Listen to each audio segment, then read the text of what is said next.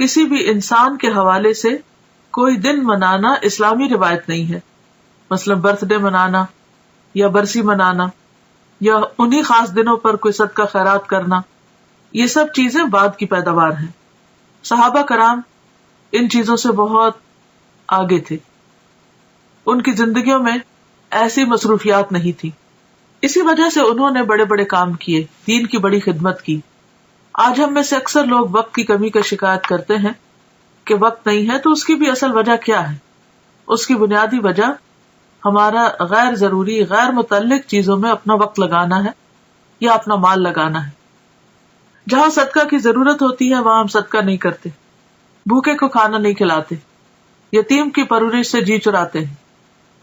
اسی طرح دین کے کام، تبلیغ کے کاموں میں خرچ کرنا تو ہمارے ذہن میں ہی نہیں ہوتا، یا اس کو تو ہم صدقہ خیرات میں شامل ہی نہیں کرتے، یا صدقہ جاریہ کے کام یا پروجیکٹس جو ہیں وہ نظر انداز کیے رکھتے ہیں. یعنی اوور آل جو امت کی حالت، اسی وجہ سے ہماری حالت دیکھنے کے قابل ہے.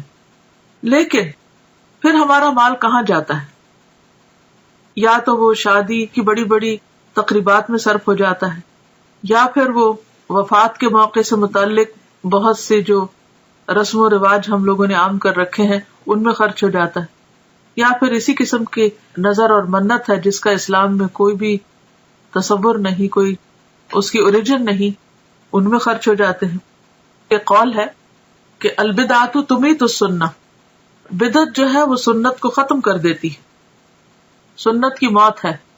یعنی کوئی بھی سنت رواج نہیں پا سکتی اگر کہیں پر بدعت چھائی ہوئی ہو.